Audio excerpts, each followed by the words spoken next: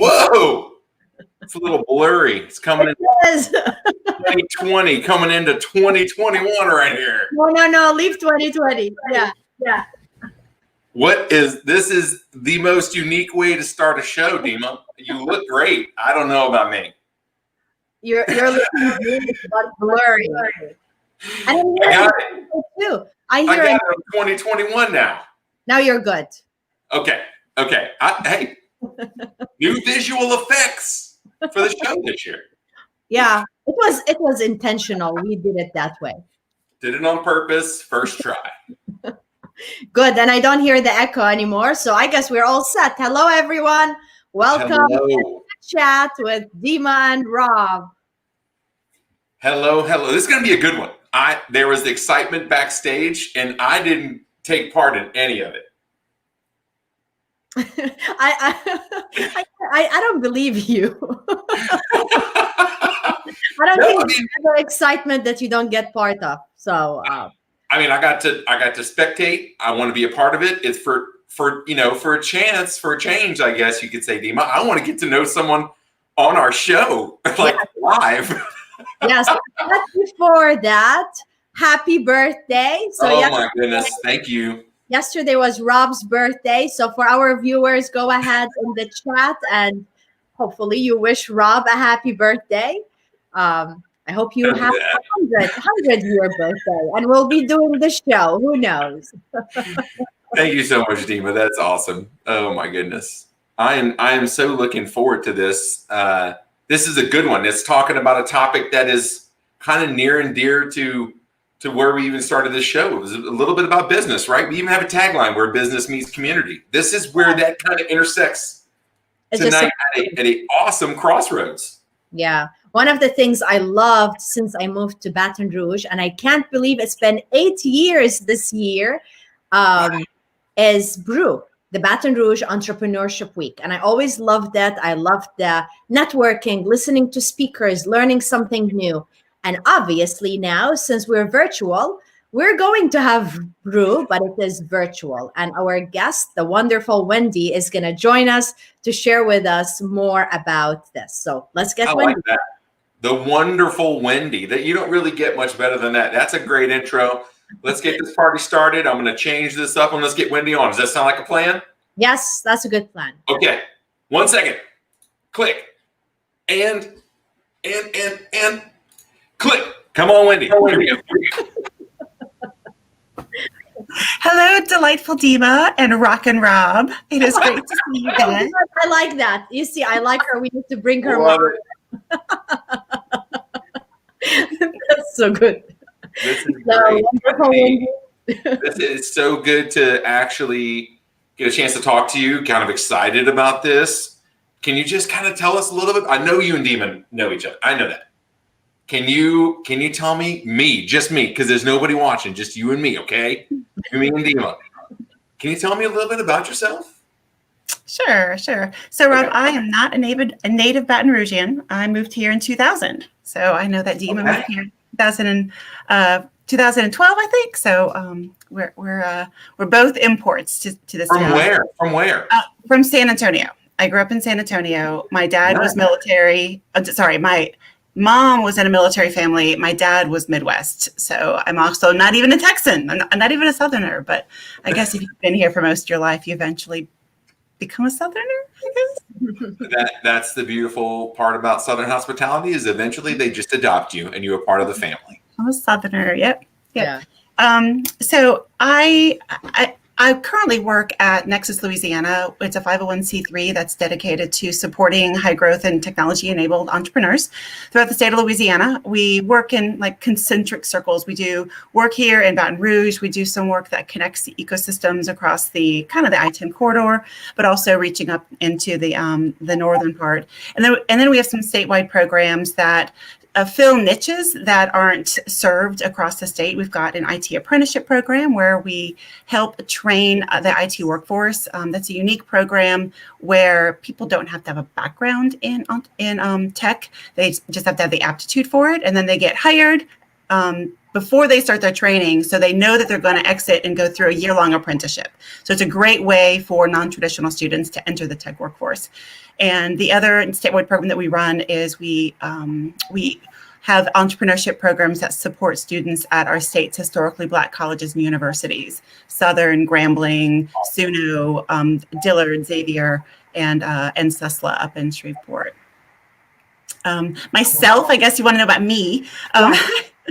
I've got a background in entrepreneurship myself and an MBA. I got involved in the startup community about 10 years ago when I realized that my MBA didn't really train me or didn't educate me on how to start a business. It taught me how to manage a business. I mean, I'm great at that, but it didn't teach me the word startup was really popular starting back in the 2000s, right? And that's when I got my MBA. And around 2010, I was like, I still didn't really learn what a startup is versus a going concern. And so I spent a lot of time kind of immersing myself in that and connecting with people that are involved in the startup community around the nation, around the globe. And they're also learning about angel investing and VC and pretty much all those like terms that get thrown around.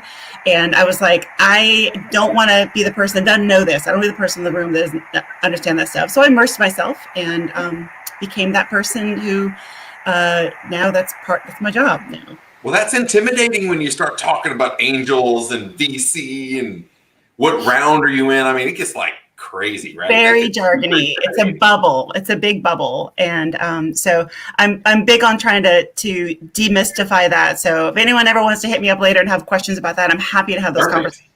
Oh, what a great idea. That's awesome. Maybe that's another show. So another time when we talk, once we're done with brew, because it is whenever I hear these words, I automatically think of a pitch, like, pitching something. I have to have something to pitch. And it's, and even though I'm a speaker, it's still horrifying. Yeah.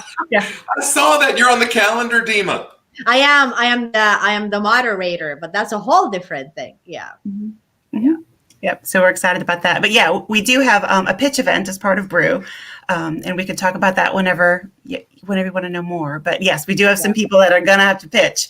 And I can tell you more about the details, how that came about, what they're going to expect, and kind of the goals for that. Great. So let's start from the basics. So tell us about Brew. Tell us how it's going to be different this year. So just tell us the basics, and then we're going to dig into details. Sure. Well, Brew is Baton Rouge Entrepreneurship Week. It was started about 10 years ago, and it was started as a community effort. And so this idea of intersection of community and business, that's what Brew is. It was started as a community effort to highlight, celebrate, connect the entrepreneurs of our area. Nexus Louisiana took it over about 3 years ago. We adopted as its own as our own program. And I chaired the first Brew committee back in 2011. And so then I came back when Nexus Louisiana took it on and redesigned it at that point. Made it into something that was more of a cohesive conference. We put entrepreneurs first. And it's a great way for our community to plug in, but it's not being run by volunteers anymore. It's a really exhausting way to run a conference. And so we're able to actually make it a little bit easier for volunteers to plug in without like the responsibility of it falling on their shoulders. This year's Brew is going to be virtual. We're typically an in-person event. One of the big things that we do is about connecting people. And obviously, this is not really a good year to have a big super spreader event. So we're not doing that this year. And it's typically around Thanksgiving, like October, November timeframe, but we've pushed it to November this year, in part just because we thought that it'd be really nice to start 2021 with some forward-looking topics and really talk about building the future. What is it that we want Baton Rouge and our state and our country to be like? And we appreciate that, by the way, starting out the new year with some good news. We hope so. Well, especially the timing of the last week, so it's perfect. Yeah, I was wondering why it was not November. So now I get it. I think it sounds great. Mm-hmm. Yep. Yeah, we wanted to start the new year with with some inspiration. People are thinking about, how they're going to turn the page. And so we wanted Brew to kind of be there to be that. It's always such a great event with some amazing energy, right? It brings a lot of people together, people from the community, and then you get this excitement and this energy about something new, about something that could be big. And you can see that right there. You can see people pitching. You can see the inner workings and all these amazing, I guess, you have a lot of, you're an MC, right, Wendy? But there's a lot of, do we have speakers? It's just a great event overall. It's got to be pretty interesting how this has evolved. That you said Nexus took over this 3 years ago. Mm-hmm. Yeah, about so 3 years how long ago. has Brew been going on? It's been going on. This is our 10th anniversary. And a lot of things have happened in 10 years. And one of our sessions is, it's called A Decade of Baton Rouge Entrepreneurship. And we'll feature some entrepreneurs that were part of that initial, they were in the news and they were, given the pitches at the pitch competitions. And we're going to feature them and have a conversation about what has happened over the course of 10 years. And it's actually really good stuff. It's really interesting to see somebody 10 years later and see how their lives progress from there. Martin Roth, he was with a startup called Gift.me that was one of the first angel invested companies back in 2010. It's one of the first one that investors in Baton Rouge said, I'll take a gamble on investing in a tech company. And it was based on Facebook. It was a Facebook app that allowed people to collectively collect money from friends to give one single gift. So it was a chance to use Facebook to get people, get friends to pay for something together. And he has moved on he's now the chief revenue officer at LevelSet, which I don't know if you have heard of LevelSet, but they are a construction software system down in New Orleans that has exploded. And they just closed an investment raise of $30 million. Wow. And you don't get that kind of investment unless you are a massive company that is scaling very quickly. And so he was a young guy that was pitching this idea and just with hustle, he's helped grow that company into what it is today. Another one of our speakers for that is Trevor Reeves, and he was with Yellow Jacket. Do you remember the little zapper that was on your iPhone case? Do you remember that? It was Sean Simone and Trevor Reeves. It was a stun gun, a case that was attached to your. You remember that? Yes. Yep. Yes. I don't remember it. What is it? It was an iPhone or a cell phone case that as part of it, it had a like a stun gun, like a zapper that was powered by a battery. Like a built-in taser to your iPhone case. Yeah. That is what confused me. Yes. Yeah. So he's gone on. I can really use that for virtual school. Pardon? It's just a joke. It was a horribly timed. All the parents think it's funny. Not even worth repeating. Look, I'd go back and I'd invest, is what I'm saying. Yeah. Yeah. So he's moved on. He's had another company that he built and sold, and now he's out in Silicon Valley, and he has a software program that helps companies that are in the cannabis industry manage their business, because there's so many regulations for that. And he just won a contest called TechCrunch Disrupt. Those that are kind of in our bubble, the bubble I talked about, TechCrunch Disrupt is like the big daddy of all pitch competitions, and his company just won. And so it's just it's kind of fun to hear these stories of these guys that have been around, and they were just these young, scrappy kids 10 years ago, and now they're experienced entrepreneurs that are growing serious companies. And that's an exciting place. Well, we don't want them to leave. We don't want them to leave. So it sounds like they grew and we're gone. That's part of the story, isn't it? I'm going to play off that, because like what Dima said, you don't want it to end there. Like I would think a lot of people would think I just gave my pitch. I just gave my best. And you know, that could be the first big failure or the last one, that you needed. And And it's pretty interesting to hear how 10 years later, look at the growth. I mean, you said scrappy, as long as you're hungry, right? As long as you have confidence and comfortability in your skills, you'll be successful. You'll make your path and your way. Just give it some time. So that is so neat, Wendy. What are there any things? Is there something surprising about Brew Week, Baton Rouge Entrepreneurship Week that sort of you get from it that you wouldn't expect? Is there something? I guess, and let me clear up my question here. Is there something that sort of you didn't get a chance to experience before, but after having gone through this and a few times, that you sort of are very grateful for? Something that is the average person wouldn't really know about Baton Rouge Entrepreneur Week that you get to take away from it, that's kind of something special? Well, I think the collection of high caliber entrepreneurs and investors that all engage with this, that's something that over time, it's beginning to build networks and connections that wouldn't exist otherwise. That's one thing that we've heard repeatedly from the attendees that have been coming to Brew is, I met people there that I would not meet otherwise. And that's my long-term goal. So I'm glad that it's been able to achieve that. And something that's longitudinal. It is something that's been a problem this year, though. That's why you guys started this session right here, is that it's hard to connect now, right? This has been really, really challenging. So we looked long and hard for an event platform that I felt would fill that need. And I'm hoping that the one we picked actually works as I understand it to.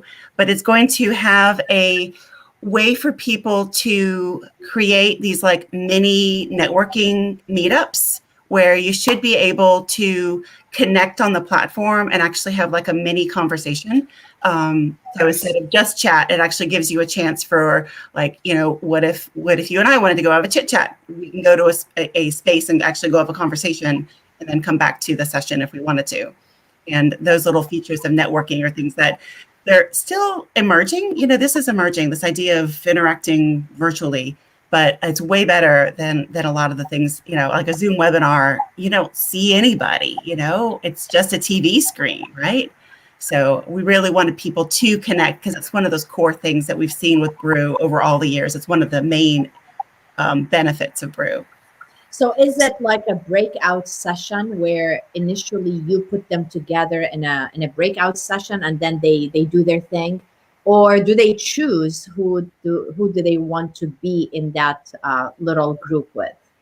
They should be able to like set up appointments, like message somebody and say, hey, let's meet, and like schedule some time with them. So it's something that gives people a chance to kind of decide who they want to connect to. There's a networking platform called Brella that I've used for some virtual conferences that I've attended. And it's somewhat similar to that, where you can like scroll through and go, oh, look, Dima, I want to talk to Dima, and then send a little message. Hey, Dima, can we talk? And then a chance for you to like connect right there in the platform. Yeah. Wow. Love it. Yeah. It's not easy connecting virtually and having all the networking. So I'm so glad that you're focused on that as part of the experience. Yeah, that's great. Great. Thank you. Tell us about the keynotes. So we've got 3 different keynotes and a masterclass scheduled, and I'm really excited about all 3 of them. One of them is Patrick Comer. He is New Orleans, and he founded Lucid. And Lucid is a case study of the kind of company that, as it grows, it begins to spin off and celebrate its spinoff of additional tech companies that its ex-employees are starting.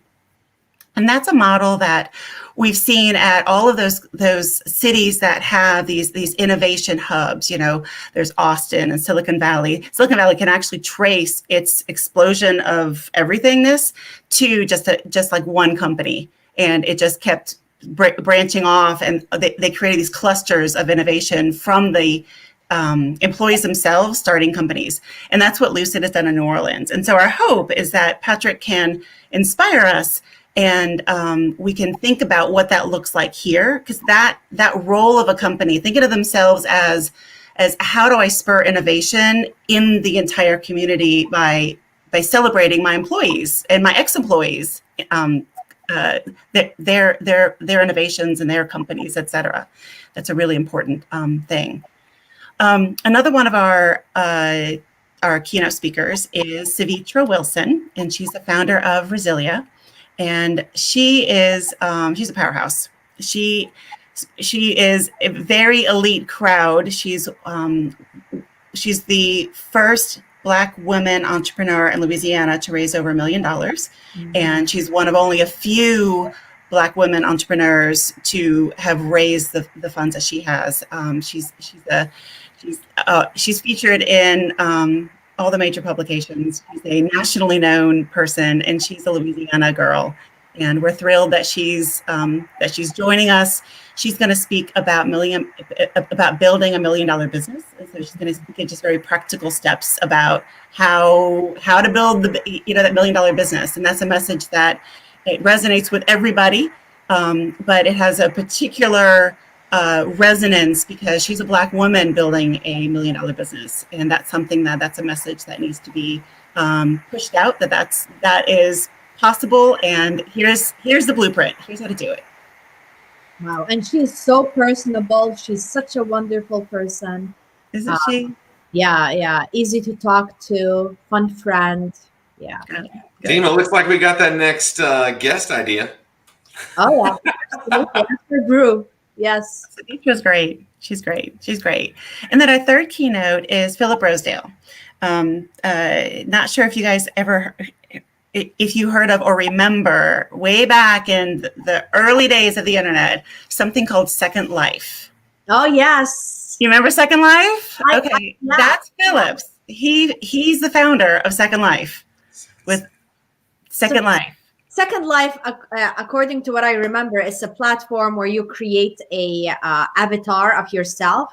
And you live in another world. I remember. That's the granddaddy of virtual online experiences. I remember. Wow. Yeah. And there were universities that were setting up like miniature universities and companies that were setting up their little storefronts in there. It was this completely different alternate reality that was happening. Now. Life. It was such a problem, according to what I remember, because a lot of people, they wanted to live that life and not this life. So they ended up they weren't eating, they weren't taking the shower, they were just living in that life. Yeah, it was like people weren't really ready for that. It was that it was right on the vanguard of this digital life that we're living right now. Was Second Life. That is crazy. Philip's been thinking about the intersection of the virtual world and the human experience and society itself for a long time.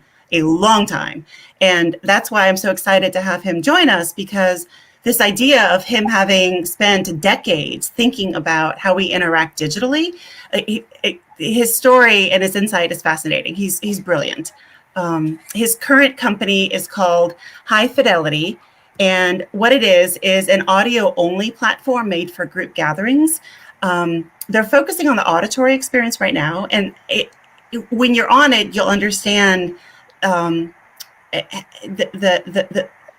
it is different from the typical video call that we're on right now. Even though it's just auditory, it basically allows you to have conversations that are natural, where like if you're at a cocktail party, I'm talking to you and I can hear a little bit of background noise and the sound, like different people can talk at the same time and you can hear all the noise at the same time, all the conversation.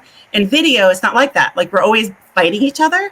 It's always, I'm talking over you or you're talking over me, and you're always fighting for the audio control of the sound. And High Fidelity answered that. And the first time I was on it, like my whole body relaxed. I was like, I haven't heard a cocktail party for a year, you know? It was really nice. It felt very normal to experience that. So how do you pick who you're going to talk to? Pardon? How do you pick who you're going to be talking to? You'll have a little avatar. No, and of course. And you'll be able to like move around, and I'll see the Dima avatar and the Rob avatar. And it is a beta. It's beta right now. Like it literally is brand new technology. So you're not actually going to look like Dima. You're going to look like a dot, and you can put your headshot on it if you want to. But It's a fun experience, and it's another one of our networking experiences. So people, after his talk, we're going to actually go to the High Fidelity platform and like mess around in there and let people chit chat with us. Oh, that's really cool. Experience. Yeah. Now you have some, so those were the keynotes. Mm-hmm. You got some amazing speakers. Let me pull this up here really quick. So as Rob is pulling it up, let me ask you, are you recording all of these sessions? Yes, they'll all be recorded. And they're going to be on YouTube, or how can we access them? I'm pretty sure they'll be on our YouTube channel. Yeah. But that is a question for my marketing department, but I'm pretty sure it'll be on YouTube. And while you're pulling that up, I'll tell you about our masterclass, because it's not going to be like a panel. It's an 1.5 hour long class with Mark Parrott. He is a futurist. So he spends all of his time analyzing data and figuring out how to predict trends. So we invited him to give a masterclass because we wanted people to have some like real tools to leave Brew with and say, how do I, predict the future? Oh, there she is. How do I look at, there I am. Yeah, right there. How do I plan for the future? What are some things that I can use as a tool to help me navigate this world that we're in? And so he's got an 1.5 hour masterclass. Wow. It's free, it's included. He typically has very high fees. So we are thrilled that we'll be able to offer that to our attendees for free. Yes. Wow. That is awesome. I mean, I'm pumped. As if you don't have enough already to be a part of this. I mean, so you got Franz over here as an MC, Wendy's an MC, Dima's a moderator, Mary Ellen Slater moderating over here, Stephen Lloyd. These are just people that I know. You have a rock star cast of people speaking. I mean, I saw tons of friends on here. Look, we got Cass. You know one more person too, Kashra, right there. Kashra. Yeah. Mm-hmm. The Shaw, Ben, this is, I mean, and I saw Nanette, there's Nanette, there's Michael you were talking about. This is just incredible. Christopher Tyson, amazing human being, amazing speaker and leader. And I even saw Chancellor. You got Zero on here, Zero Skidmore. Oh, Zero's too. Wow. Yeah. I don't know.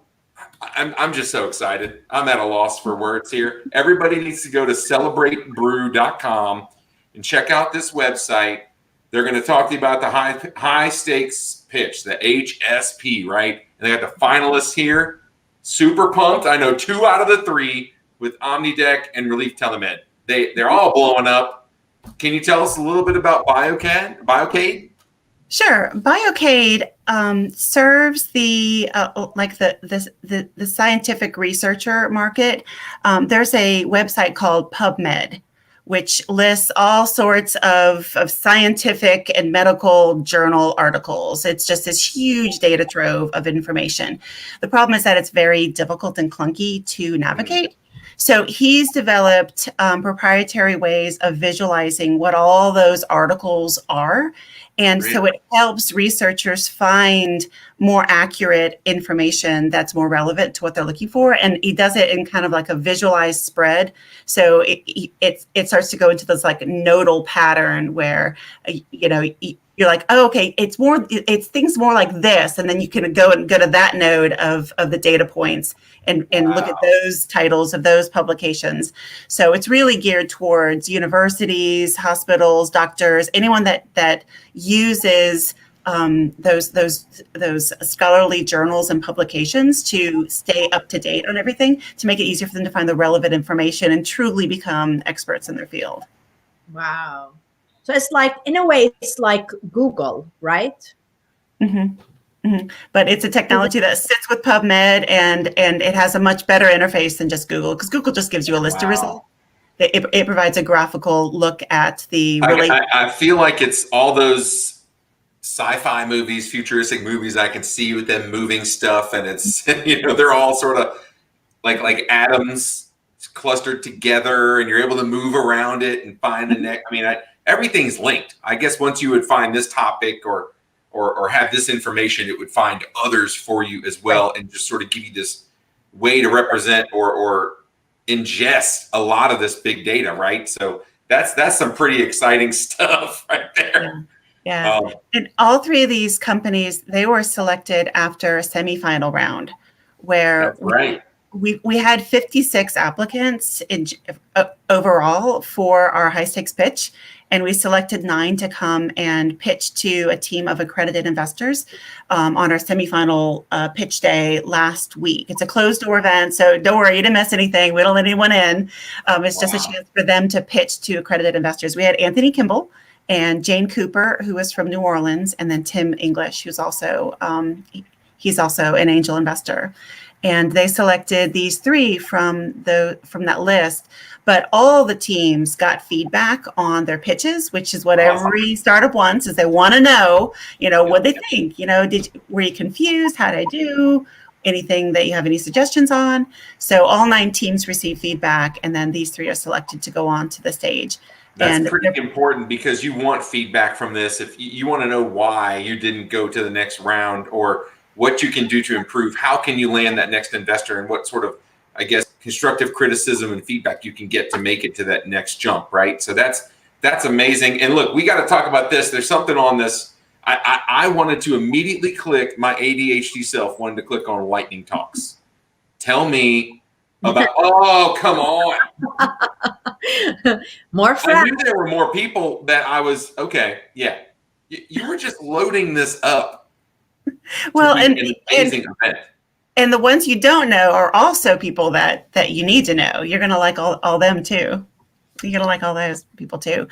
So the lightning talks, these are short 5-minute talks where people have, we've asked people to describe interesting ideas that will inspire us about the future of work, the future of creativity, the future of policing, and they've got interesting concepts that we hope spark ideas and conversation.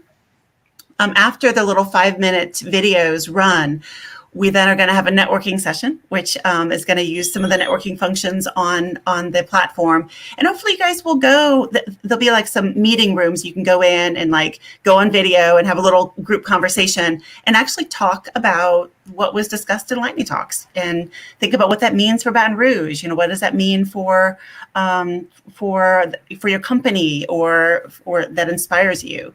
And we just want people to get people talking. And we both know, Rob and I, we know Adrienne. Adrienne is our friend, and we had her on the show a few months ago. I know she's going to be talking about gaming and leadership. She's just so excellent at that. Yeah. Yeah. Well, it's a fascinating idea, this idea of using gaming as a way to improve performance. And that's the way millennials kind of, they think. So if you can gamify your interactions with your millennial employees, you can improve your ability to get the best out of them. Because that's what I think. You've got some heavy hitters here, Wendy. I don't know who lined this up, but they need a raise. Well, thank you. I appreciate that. I agree. So Wendy, tell us about the dates. When is BREW, and when are these different speakers and things that are scheduled for next week? Sure. It's next Tuesday, Wednesday, and Thursday. So January 19th, 20th, and 21st. The broadcast runs from 9 until 3 most days. And then we will take a break on Thursday afternoon and then come back for our live stream of the high stakes pitch event. That will have a very limited in-person component. Like it's literally like a dozen tickets. It's not a lot of tickets. Yeah. But if you want to, you can still grab your ticket now because we do have a few of those left. And that's a chance for people that want to be in the room when it happens. They're welcome to come join us. And the experience is going to be more like the behind the scenes experience, kind of like the live studio audience, because the show is being broadcast as a live stream. And we want to make sure that the hundreds of people that are going to tune in get all the nice camera angles, and also we want to make sure that we have good distancing between all the crew and the staff, et cetera. So that'll be held at the downtown library, which is beautiful. but it's not used a lot for these events, even though they've got this amazing new facility that's there. So we're excited to showcase that. And we have another. Oh, and we have another add-on experience that I didn't mention. Most of BREW is free, but the in-person for the high stakes pitch, not the live stream, but the in-person is that ticket fee. And then we have it's called Improv for Entrepreneurs, and we're doing that with the Theater Baton Rouge. They're going to have some of their actors run a improv training session so people can learn the improv techniques, and it'll be virtual. But the thinking behind it is that entrepreneurs, executives, anybody that's got to be, think quick on their feet, those skills are very valuable. So we're going to let the actors share their secrets about how to do improv, and hoping that can help entrepreneurs be better at advocating for their ideas and responding to any crisis or giving a pitch, etc. And it's open to anyone. So I'm calling it Improv for Entrepreneurs, but it's kind of an improv for executives experience. The idea that it's helping business leaders be better business leaders, because you can handle situations more gracefully. Yes. So I'm glad that BREW is free this year, every year, and it's not a lot, but every year there's a charge. For these two events, how much are they? The Improv for Entrepreneurs is $30, and the in-person the in-person ticket for the high stakes pitch is $50. It is priced at a premium, in part just because there's not a lot of them, and so it's going to be live streamed to everybody else. But everything else is free. You can watch BREW from free at home. And we're just excited to connect the community and highlight great entrepreneurs and share interesting ideas. There's an upside to the virtual thing, right? Because there's going to be a lot more people that you reach being just virtual, where you can just have everyone see this for free. There's no limitations of what time, they can really take part in this, even though they're remote. But I think I heard you say that there's also some out of town folks that are also engaged in this too, or you had mentioned that somewhere. So can you tell us a little bit about that? Absolutely. I mean, the obvious one is Philip. He's out in California, as is Trevor. But we've got Abe Mankara. He used to be managing director for Mark Cuban Companies, and he's now chief investment officer of a multifamily office. So I've got him on a panel with some growth entrepreneurs that are growing their company, to talk about growth strategy, because that's his background. He coached the Mark Cuban companies for years on their growth strategies. So I wanted them to have that conversation. And I was able to get him to join us because it's virtual, and he said to come from Dallas. That's great. We've got Lenny Cezanne. He's in Houston. And Lenny has founded it's an investment firm that is democratizing access to venture capital deals. So I'm going to get a little jargony here, but venture capitalists are people that are basically investing institutional money, like retirement plan money, and these institutions have a lot of money, the pension plans, things like that. So venture capitalists invest that in companies, and they're looking for companies that are going to have a lot of growth and have a really, really, really profitable liquidation event, like they go public or they're sold. Like Beyond Meat, when Beyond Meat was sold, it was like some sky high rate that they were sold for. Anyone that invested at the beginning had a whole bunch of equity, made oodles of money, right? So these are high quality investment deals, high quality. So the problem is that there are some times that a person could have access to these high quality deals, but you've got to be someone with a lot of money. Like it's like it's like $250 million to buy into this pot, right? Like that's only for a few fat cats sitting on the east and west coast, right? Yeah. So what Lenny's done is he has started a fund that works directly with these venture capital funds, and he does the hard work of raising money from people that have enough money to invest, but they want to have access to the good deals instead of the really risky, it's my neighbor's son that has a business kind of a thing. Like these are people that want to put their money someplace that's a good quality deal.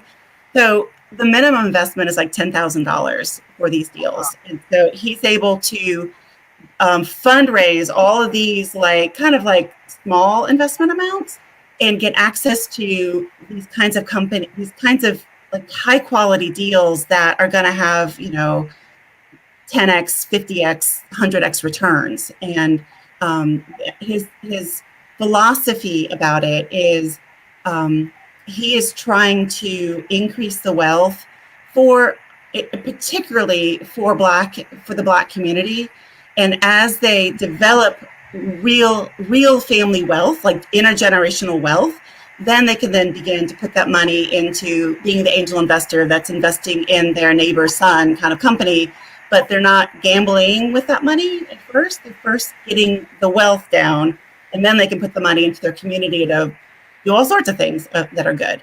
So that democratizing access to venture capital deals is huge. And that novel idea, it's exciting to see ideas like that have been starting over the past year. And so Lenny's joining us. And by the way, he's an LSU grad. So I'm sure there are people here in town that know him because he's an LSU grad. So he's going to be a speaker? Yes, he's one of our panelists. He is on the panel called Honest, Equitable, and Accessible Investing in Tomorrow. And is that my Hamilton panel? Is also not from, pardon? Is he in my panel? No, he's on the investment panel. Okay, yeah. What is his company name? Because that's so interesting what he's doing. Oh, that's okay. I should know this. If you'd asked me a month ago, I would have remembered, but I've forgotten everything in the past month. Urban Capital Network. Wow, so amazing. Yeah, and he's an LSU grad, so he, awesome. These are his peeps, like right here in Baton Rouge. And right I could go on and on about our out-of-towners. We've got Cliff Holcamp. They are actually he invests in undercapitalized areas, including like Louisiana, Baton Rouge, places that investors tend to overlook. And he is an investor in Savitra Wilson's company, Resilia. So he's very familiar with her company. So he'll be joining us. And we also have Lauren Washington, who is a co-founder and CEO of a company that also is trying to focus on the on access to capital called Funder. And Dima, I sent you her bio because she is on your panel. You'll be very impressed with Lauren. She has been featured in all the major news outlets, and she's got a stellar biography. So I'm excited to have her. Charlotta Carter, she actually was one of our semifinalists. She's in Silicon Valley, but she is a Baton Rouge native herself. So again, I found a lot of expats, and I'm trying to get them out here and connect them to our ecosystem. You did such an excellent job. Wow. Oh, I had a lot of help. I kept asking questions like, do you know this person? Do you know this person? Do you know this person? I worked my network a lot. Wow. It shows. This is going to be a great one to go to if you have a network, if you're looking to extend it, enhance it, and grow it. This is going to be an event. I got to tell you, I'm excited. I normally look forward to this every year, and this is going to be a really cool one. So, Wendy, hats off, to you and the team for Nexus taking this over. And do you have any, I guess, folks that you'd want to extend some gratitude to? Do you have any shout outs that you want to make for, maybe you or your team, anyone that's kind of helped you along the way to get this puppy going? Oh, obviously. I mean, all of our sponsors, I'm very grateful for their support. We've got the generous time of our in-kind sponsors that are helping us out, like JCW and Business Report, Lucid and Resilia and High Fidelity. They're all sponsors as well. Stone Pigman. Of course, I'm going to forget somebody, and then I'm going to be really, really, really upset. LSU and Venue, RepCap, PowerPump Girls. So we've got great partners that are helping us with all this, and Arts Council, who's putting together an arts-focused session as well. And then, all of my panelists and MCs and moderators, everyone, I'm always appreciative of their time and effort. I know that it's time out of their day that they could be doing something else. And so I always hope that I can give back with either connections or provide it where it's valuable and you've met someone new and you made it interesting. So like Dima, I hope that you'll enjoy meeting your panel and keep those connections going. And of course, my team, I've got a great team at Nexus Louisiana helping pull it all together. Yeah. I love it so much that I emailed Wendy and I said, if you need a panel, like a moderator for a panel, let me know. So I'm very grateful for you selecting me. That's good stuff right there. I appreciate your time. That is awesome. Good. Wow. So much like information. Wow. I wish it starts tomorrow. So Wendy, what are some of your final thoughts? Anything you want to share with our viewers? I really do hope that people are able to come and connect and participate in it. This is a hard time for everybody to find those relationships. And so we're hoping that you come. It's my hope that connections are made through Brew that can continue on. So I hope people are able to start their year off and join us next week. I hope so too. I feel like you're starting off with some good positivity.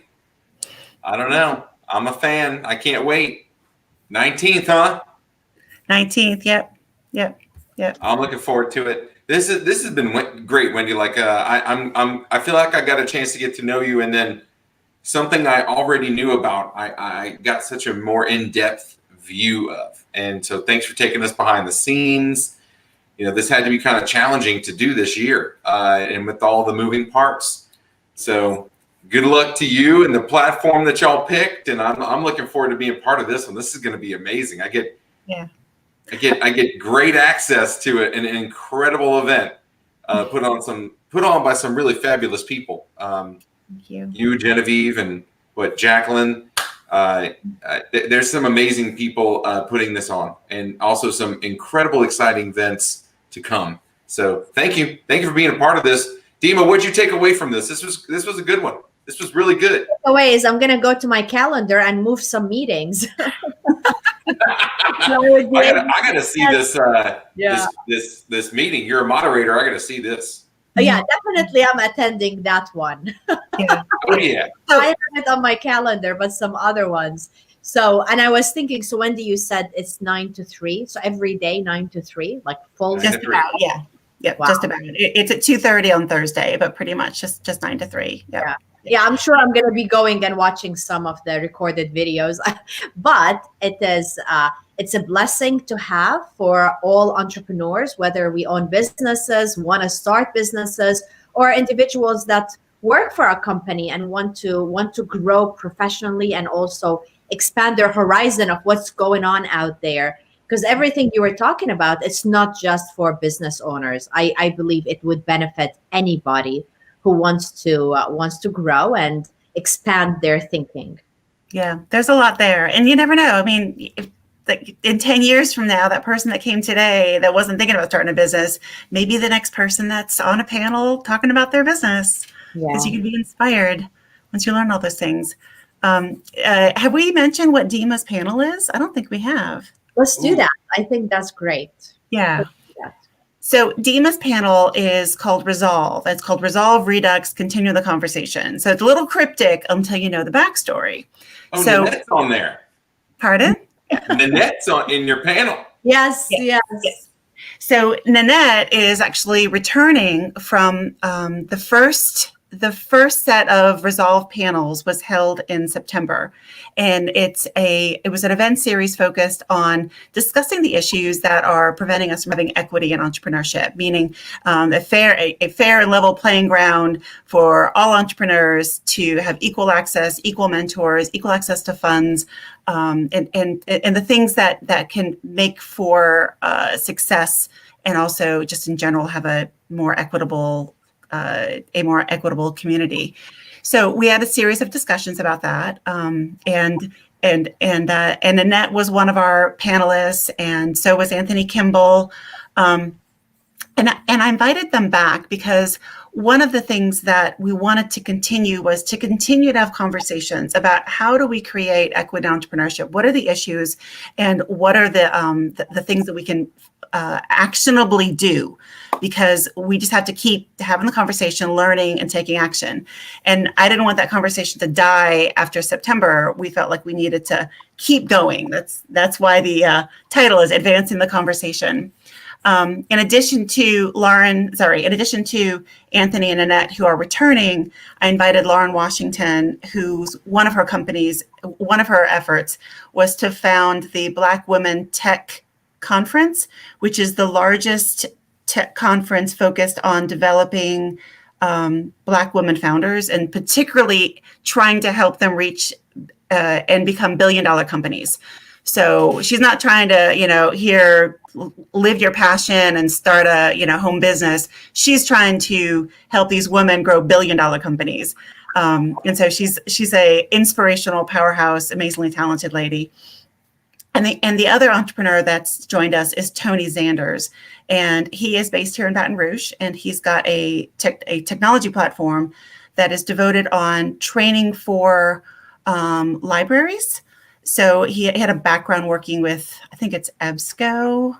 I'm going back to like my university days, EBCO, I think it was. And so he realized that libraries have a problem, and so he set out and he solved it. So he's a fantastic entrepreneur, and I was excited to make his acquaintance and invite him to come join the conversation. He bootstrapped his company, so I think that is a really interesting story that he's been able to grow it and bootstrap it. So we can hear from him what are things that we need to do to make his life easier, make that journey easier for him. Yeah, so it's all about equity and entrepreneurship. It is about learning their stories and obviously their tips. Whenever we talk about diversity, equity, and inclusion, at least with my work, it is more about increasing it in the workplace with employees, with the suppliers, with minority supplier programs. But it's wonderful to see that we're expanding it to entrepreneurs to help them think that way and help them think about how to access capital for minority businesses. Right. And there's some programs such as diversity supplier things. There's also just some structural things of making sure that you've got diverse investors hearing pitches, like VC firms and angel networks. They need to have diversity in their group, because they have a different perspective and they have different knowledge and different cultural competency. So you have to have them involved. Otherwise, the person that only knows this part of the equation is going to invest in things that make sense to them. But if they don't know this part of the equation, they're going to miss all the other good ideas out there that deserve to be funded, but currently are not getting funded. So it's important that we get investors on it, and get diverse investors, or do other things that help structurally change the way people access resources or talent, or again, the contracts, et cetera. Building relationships. How do we make sure that they're in the room and can build a relationship and feel like they belong, et cetera. I did not have to block off all of next Thursday. I can see it right now. 9:30 with Dima. I don't know. You're gonna need longer than an hour. We're gonna need part 2 on that one, and then 10:30 with the arts, and you got Zero, Tommy Talley. Come on. The master class at noon, and then this last one with 1:30 and 2:30, Chris Tyson, Kazra, Ben Marcel, and moderated by Stephen Loy. Like this Thursday is jam-packed with amazing content. I'm going to need to figure out how virtual school is going to work for the kids next Thursday. Have you figured that out for your remote viewers yet, Wendy? Have you figured that out for them? What? How they can handle kids, but then also be a part of this. This would be great. That's why it's recorded too. Yeah. Oh, good point. Will you be showing this? Will this be available later? It should be. And I'm telling you this just because, but yes, it should be. It should be available on YouTube. Awesome. And the reason why I give you that look is that there was a previous platform that we were looking at doing. And I specifically had that inquiry from a panelist, is this going to be recorded? And I was like, let's go check. And sure enough, that platform didn't have recording capabilities. And I was like, okay, we're not using the platform. So this one, yes, it does have recording capabilities and we are going to record it. But my hesitation is because of that prior like, oh, crap moment. It's weird and scary going out of the ones that you know and trust to it's even finding what we're using for this was kind of a journey. So yeah, this is my first time being on StreamYard, but I've participated in some like pitch competitions and some like weekend hacks, etc. And they use StreamYard for their final pitch presentation. So Gotcha. This is the first time to actually be on it. So that's cool. It's exciting. Very cool. Yeah. Yeah. Well, Wendy, thank you so much for this. Really, I'm going to have to start thinking about how I can take off next Thursday. Yeah, me too. And this has been amazing. You Dima, should take off Wednesday and Tuesday too. We can do that. I just hope I'm not in charge of my children's education next week. They can call in sick for 3 days. And look, I'm just glad you're taping this because there's going to be a whole lot of ways that I could go back and play it again. Pick up those nuggets, like that great, those aha moments and play them again so they just sink in and I can absorb them. So, no, I think it's going to be a valuable resource to have that recorded. Okay. Cool. Yep. Okay. Well, Wendy, thank you so much for being a part of our show. That's about it for now. Do you want to, do you have any last minute thoughts? We love chit-chatting with you, Wendy. And thank you. I love chatting with y'all. Y'all share. All y'all out there in TV land tonight, you should share Brew on your social media and get your things to register. Yes. Yes. Anyone who's watched, go ahead and share that. And then go check out the website. A lot of great information there, too. And check them out on social media. Thank you, Wendy. This has been awesome. This has been a great show. And stay safe. And I guess we'll see you in about a week, huh? Yeah. See you next week. All right. Okay. All right. Bye, Wendy. Oh, I cut her off. I'm sorry, Wendy. It's okay. You can bring her back. Let me bring her back. Wendy, come back. Okay, here you go. Now we can say bye. Bye, Wendy. Bye. Oh, I'm so sorry, Wendy. Thank you so much. Bye. Well, that's it, Dima. That was a good one. Yes. Loved it. Loved it. Thanks to our viewers for joining us today. We hope that you gained something new and we can't wait to see you at Brew next week. That's it. See you at Brew next week. And look, in between now and then, we're always looking for a great guest. So remember to suggest a guest for our Chit Chat show. Any great, speakers. We've got community leaders. And if anyone has a story to tell, we want to hear about it. So thank you for watching. Make sure you tag and comment in the post and go ahead and share. See you at Brew next week.